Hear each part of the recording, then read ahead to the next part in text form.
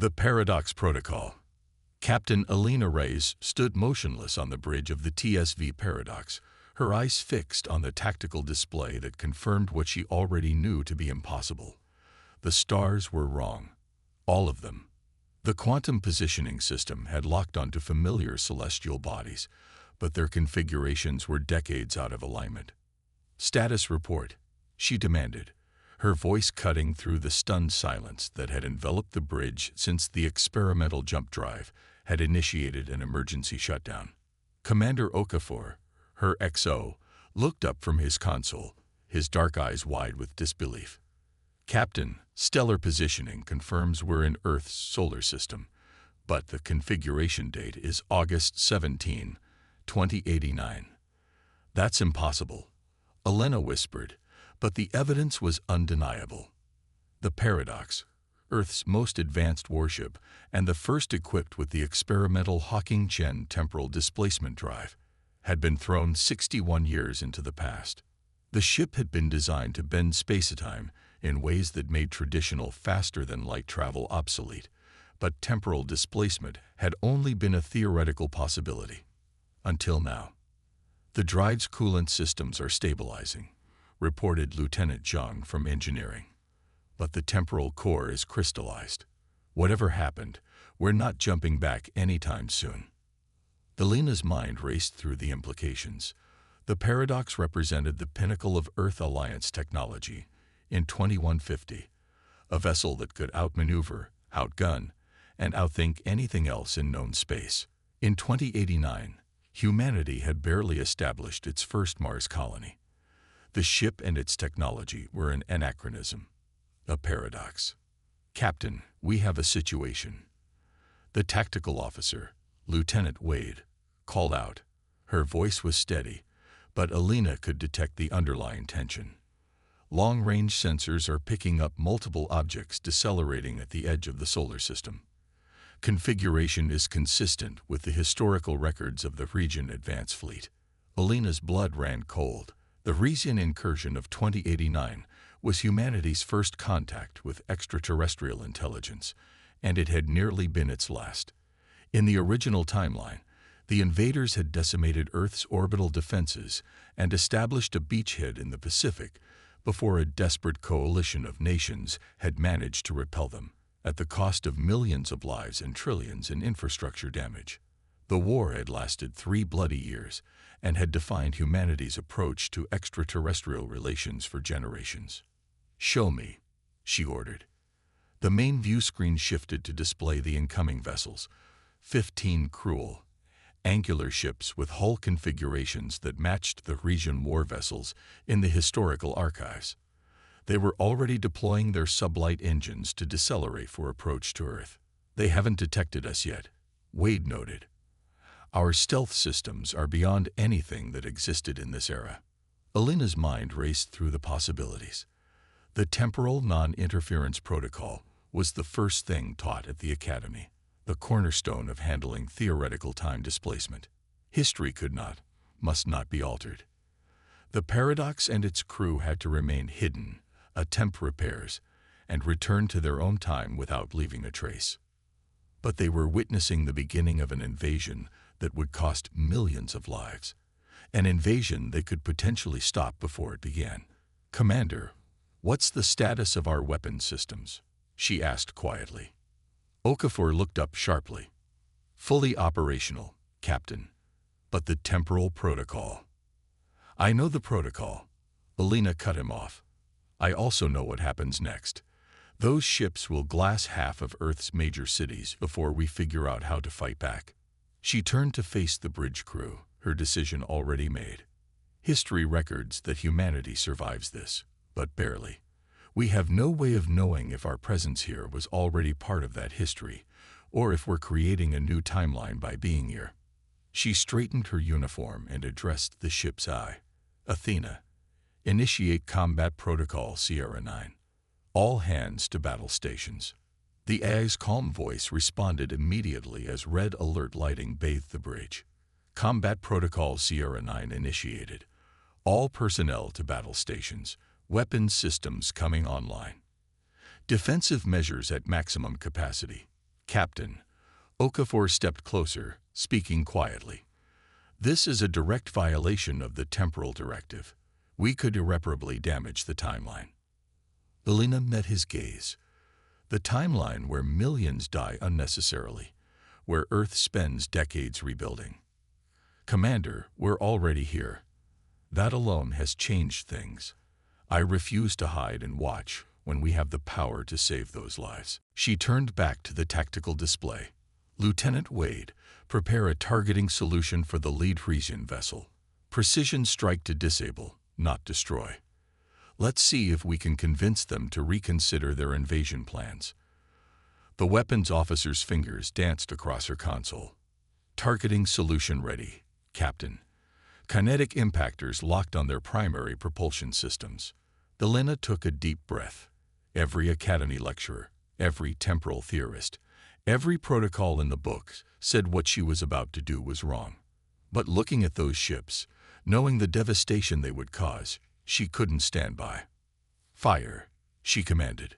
The Paradox shuddered almost imperceptibly as its electromagnetic mass driver launched a volley of tungsten carbide projectiles at a fraction of light speed.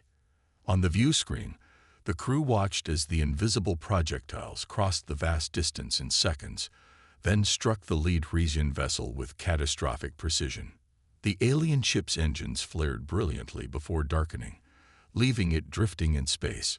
Immediately, the remaining Frisian vessels scattered into defensive formations, their sensors sweeping space for the source of the attack. They've detected us, Wade reported. Their weapon systems are coming online. Open a channel, Elena ordered. Let's introduce ourselves.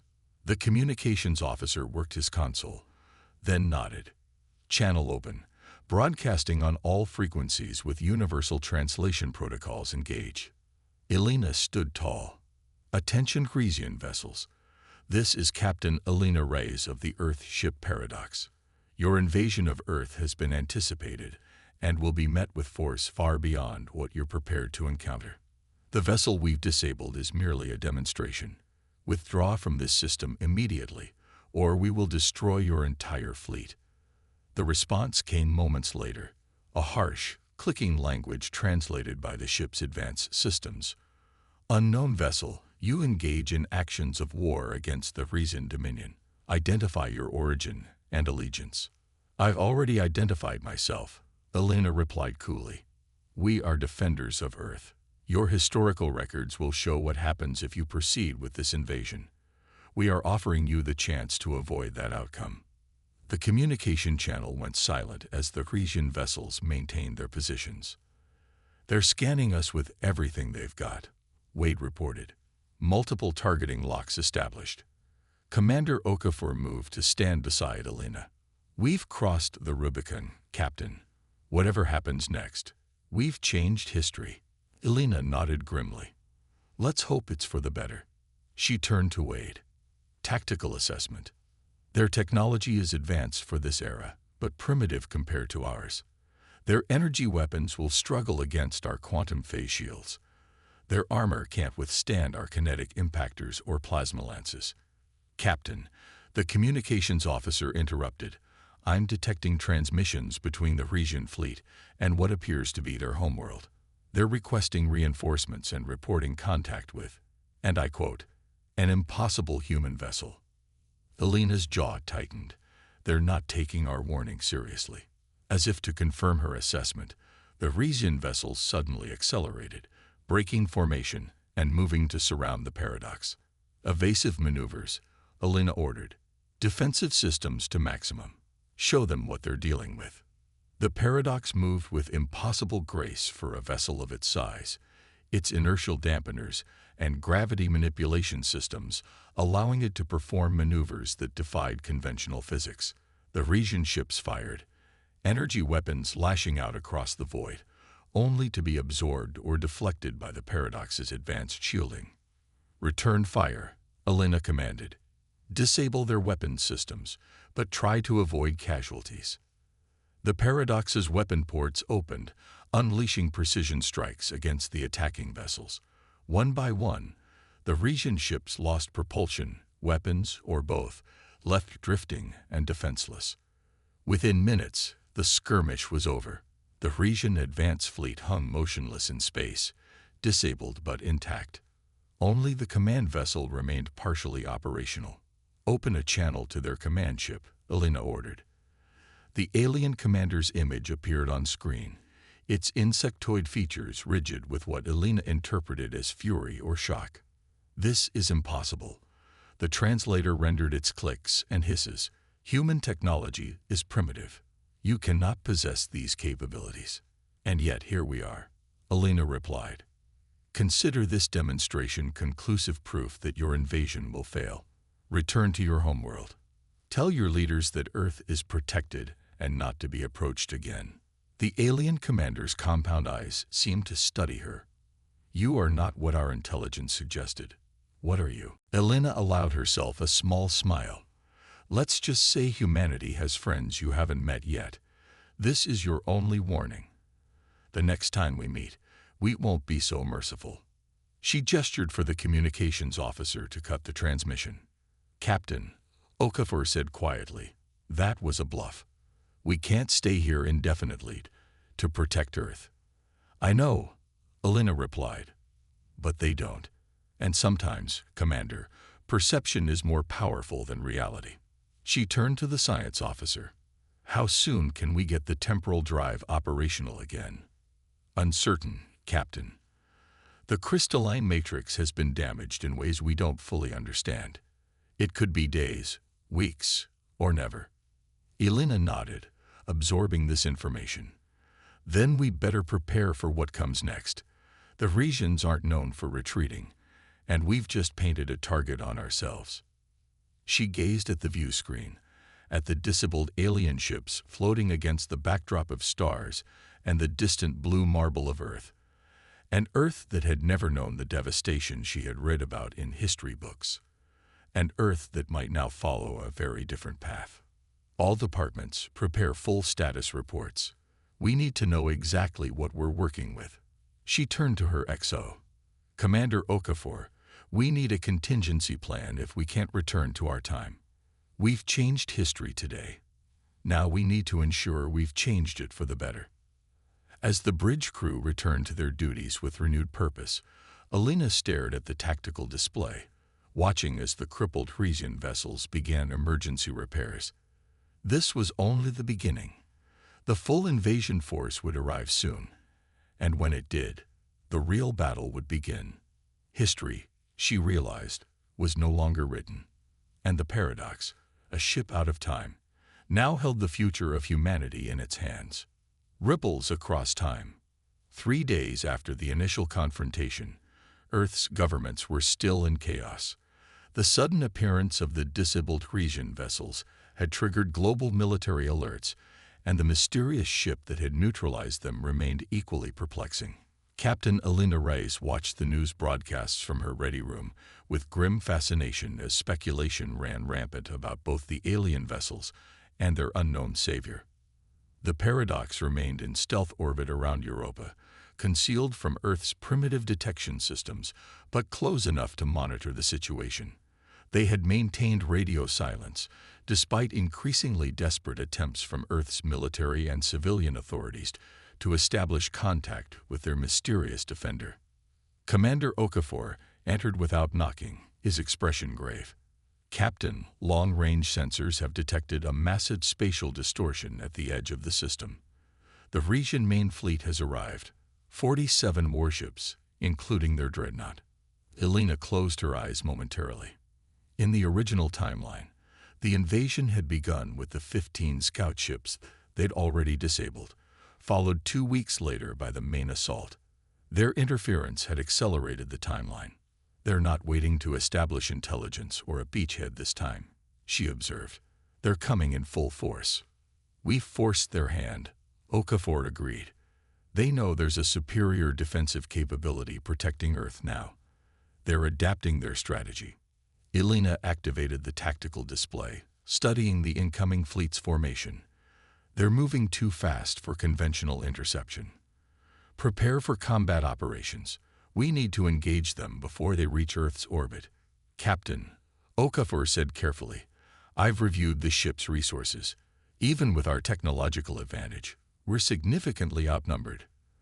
The Paradox was designed for reconnaissance and surgical strikes, not extended warfare against multiple capital ships.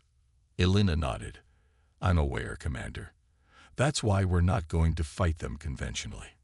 She tapped her console, bringing up a secure communication channel. It's time we introduced ourselves to the people we're protecting.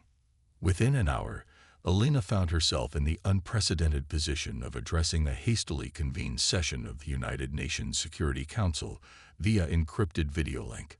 The Paradox's advanced communication systems had easily penetrated Earth's cybersecurity, allowing her to establish direct contact with world leaders. I understand your confusion and concern, Elena stated calmly to the assembled diplomats and military officials. But time is of the essence.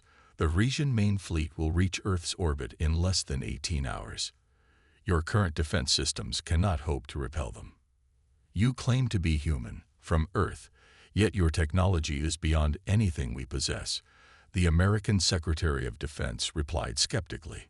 Why should we trust you? Because I just prevented the first wave of an alien invasion that would have devastated your planet, Elena replied bluntly.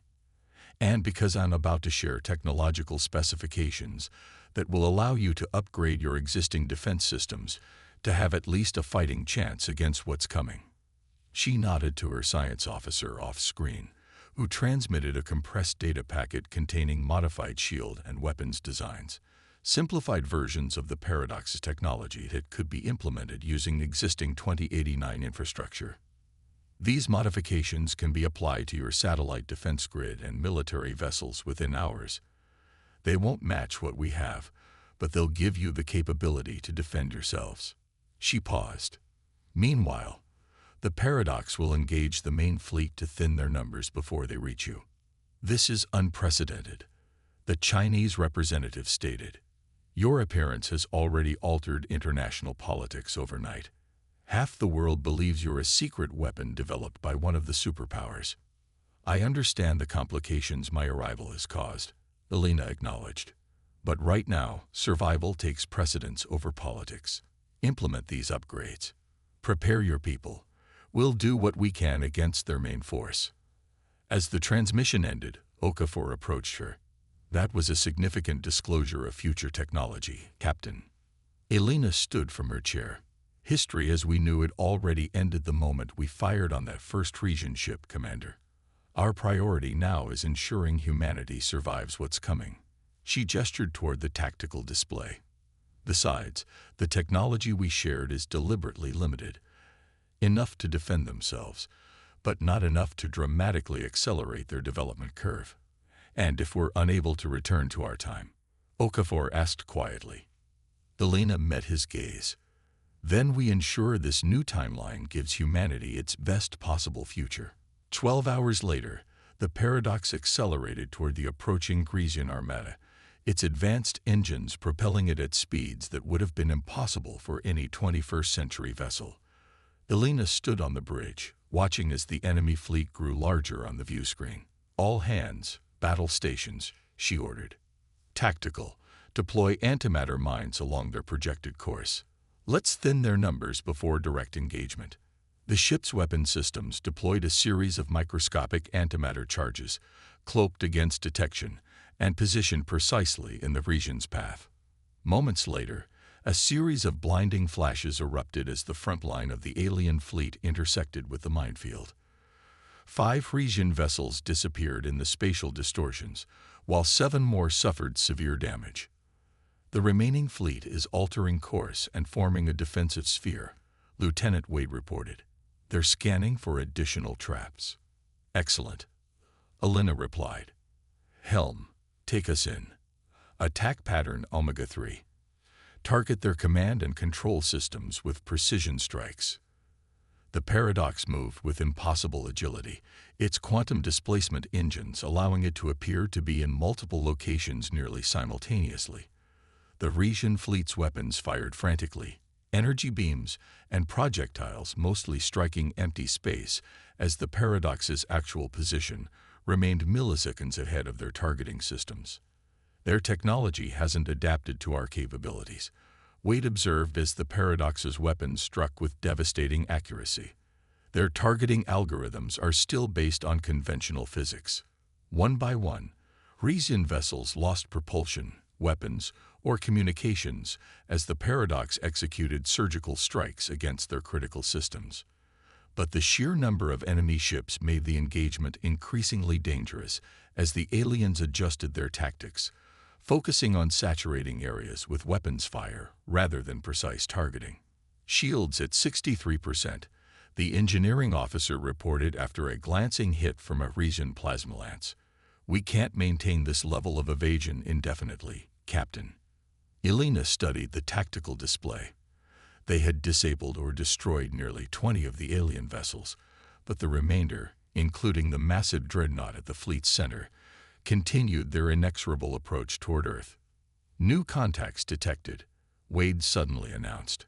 "Multiple launches from Earth orbit. They're deploying their defense satellites and orbital vessels. They've implemented our shield modifications." On the view screen, Elena watched as Earth's hastily upgraded defenses moved to intercept the approaching regions. The primitive vessels should have been instantly obliterated, but the simplified versions of the Paradox's shield technology allowed them to withstand the initial barrage. "They're buying us time," Elena realized. "Tactical, target the dreadnought. If we can eliminate their command vessel, the rest of the fleet might withdraw." The Paradox accelerated directly toward the center of the Resian formation, its remaining weapons powering to maximum capacity. The massive dreadnought, sensing the threat, turned to engage, its hull bristling with weapon emplacements that dwarfed anything on the smaller vessels. "They're powering up something massive," Wade warned. "Energy readings off the scale. Some kind of primary weapon we haven't seen before." The front of the dreadnought split open like a blooming flower, revealing a pulsing core of energy that grew increasingly bright. "Evasive maneuvers," Elena ordered. The Paradox veered sharply, but not quickly enough to completely avoid the devastating beam that erupted from the dreadnought. The energy weapon caught the ship's port side, overwhelming the shields and cutting through the advanced hull material. Alarms blared across the bridge as systems failed and emergency bulkheads slammed into place. "Hull breach on decks 3 through 7. The damage control officer reported. "Shields down to 12%. Weapons systems compromised." Elena gripped her chair as the ship stabilized. "Status of the temporal drive." "The damage has actually had an unexpected effect," the science officer replied, surprise evident in her voice. "The temporal crystal matrix has partially realigned. We're detecting faint temporal signatures. The drive might be operational, but unstable." A plan formed in Elena's mind. "Engineer, can we initiate a controlled temporal field?" The chief engineer's voice came through scratchy over the damaged comm system. "Possibly, Captain, but I can't guarantee where or when it would send us. The matrix is highly unstable." "I don't want to jump the ship," Elena clarified. "I want to create a localized temporal displacement field around the Resian dreadnought." Silence fell across the bridge as her crew processed the implications. "You want to time displace the enemy vessel?" Okafor asked. "To when?" "Not when," Elena corrected. "I want to create a temporal schism, a bubble where time moves at a different rate. If we can slow time around the dreadnought to near zero, it would effectively remove it from the battle without destroying it." The science and engineering officers exchanged glances. "It's theoretically possible," the science officer admitted. "We'd need to modify the temporal projection array and get within practically point-blank range." "Then that's our plan," Elena declared. "Helm, set course directly for the dreadnought. All remaining power to shields and engines." The Paradox accelerated toward the massive alien vessel, dodging incoming fire as best it could with its damaged systems. The Resian fleet, sensing their intent, moved to intercept, but Earth's defense forces chose that moment to engage, drawing away enough of the alien vessels to create a narrow path. "We're approaching optimal range," the helm officer reported. "Temporal array modified and charging." The dreadnought loomed enormous on the view screen, its primary weapon beginning to glow again as it prepared for another devastating attack. "Temporal field ready," the science officer announced. "But Captain, at this range, there's a high probability we'll be caught in the effect as well." Elena nodded grimly. "Understood. Initiate temporal displacement." A pulse of invisible energy erupted from the paradox, engulfing the dreadnought in what appeared to be a subtle distortion of space. For a moment, nothing seemed to happen. Then, gradually, the massive vessel appeared to slow until it froze completely, caught in a moment of time that would stretch seconds into millennia. "It's working," the science officer reported with awe. "The dreadnought is experiencing time at approximately 1/1000th normal speed." But aboard the paradox, systems began failing as the temporal field's edge caught the ship's bow. "We're being pulled in," the helm officer shouted. "The field is expanding." "Full reverse," Elena ordered. "All power to engines." The ship shuddered violently as it attempted to break free from the temporal anomaly's growing influence. Warning lights flashed across every console as systems overloaded under the strain. "Captain," the science officer called out, voice rising in pitch. "The temporal crystal is destabilizing completely. It's creating a cascade effect." A blinding light suddenly filled the bridge as the temporal field surrounding the dreadnought collapsed in upon itself, creating a singularity that pulled both vessels toward its center. The last thing Elena saw before consciousness fled was a swirling vortex of light enveloping both ships, the stars beyond stretching into infinity as space and time distorted beyond recognition. Elena awoke to the steady beep of medical equipment. Her eyes fluttered open to see the familiar ceiling of the paradox's medical bay. "Welcome back, Captain," Dr. Mirza said, moving to her bedside. "You've been unconscious for nearly 3 days." Elena struggled to sit up. "The ship, the regions." "The ship is damaged but functional," the doctor replied. "As for the regions, that's complicated. Commander Okafor can explain better than I can." Minutes later, still dressed in medical scrubs, Elena entered the bridge to find Okafor in her command chair, directing repair efforts. "Captain on deck," someone announced, and the crew snapped to attention. "At ease," Elena said quickly. "Status report, Commander." Okafor stood, relief evident on his face. The temporal event created a localized space-time anomaly that enveloped both our ship and the Resian dreadnought. When it collapsed, it threw us elsewhere. "Define elsewhere," Elena demanded. Okafor gestured to the view screen, which showed a familiar blue planet. "We're still in Earth orbit, Captain. But according to our chronometers and astronomical observations, it's 2152. Elena stared at the display in shock. 2 years after we left." "Yes, Captain. We've essentially arrived home, but via the longest possible route." He hesitated. "But there are differences. The timeline has changed," Elena realized. "Significantly," Okafor confirmed. "We've been monitoring communications and historical databases since arriving. The Resian incursion of 2089 is recorded as a brief conflict that ended when an unknown advanced human vessel intervened, followed by a successful defense coordinated by a unified Earth response. There was no prolonged war, no millions of casualties. And the rest of the Resian fleet retreated after the dreadnought disappeared. According to historical records, the Resian Empire collapsed into civil war shortly after, with progressive factions citing the defeat at Earth as evidence that their expansionist policies were unsustainable. Elena moved to the science station, reviewing the data herself. And human development accelerated, but not chaotically. The technology we shared gave humanity a boost, but it still took decades to fully understand and implement the principles. The biggest change appears to be political. The alien incursion created a unified human response much earlier than in our original timeline. The Earth Alliance formed in 2095 instead of 2120. Elena absorbed this information slowly. And the paradox. Our mission. That's where things get even stranger, Okafor said. There is no record of the paradox being launched in 2150. Our ship technically doesn't exist in this timeline. A temporal anomaly, the science officer interjected. We've created a closed temporal loop. The paradox exists because it went back in time and changed history, creating a new timeline where it was never needed or built. We're essentially outside of causality. Helena walked slowly to the view screen, gazing at the Earth below, an Earth with a different history, a different future. So what now? She asked quietly. We're home, but it's not our home. We saved millions of lives, but erased our own origins from history. I've been considering that, Captain, Okafor replied. The paradox contains technology and knowledge that still advance even for this era. We could make contact, offer our services to the Earth Alliance.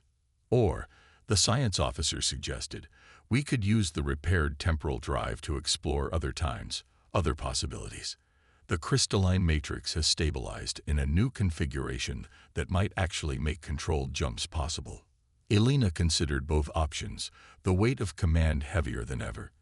They had saved Earth from devastation, but at the cost of becoming temporal orphans, a ship and crew disconnected from their original timeline, existing in a reality they had created but didn't belong to. Set course for the Mars shipyards, she finally decided. Let's see what this new world we've created has become. We'll introduce ourselves as explorers from elsewhere. She smiled slightly, which isn't exactly a lie. As the paradox broke orbit and accelerated toward Mars, Elena gazed once more at the blue planet receding behind them. They had changed history, saved millions, and altered the course of human development, all by being in the wrong place at the right time. The mission had been accomplished, even if it wasn't the mission they had been given. Now a new journey began, one without predetermined historical outcomes or established protocols. They were truly in uncharted territory. Captain, the communications officer called out, I'm detecting an unusual signal from the Martian orbital defense grid. They're hailing us by name. By name. Elena repeated, confused. How is that possible? Unknown, Captain. But the signal is specifically requesting communication with the temporal vessel paradox, Captain Elena Reyes commanding. Elena and Okafor exchanged bewildered glances. On screen, Elena ordered. The view screen flickered to life, revealing an older woman in a uniform Elena didn't recognize. But the face was hauntingly familiar. Hello, Captain Reyes, the woman said with a slight smile. I've been expecting you. After all, I've had 63 years to prepare for this meeting. Elena stared in shock at what appeared to be an older version of herself. Welcome home, the woman continued. We have much to discuss about what happens next. The paradox continued its journey toward Mars, where apparently another temporal mystery awaited, proving once again that when it came to time travel, endings were often just disguised beginnings.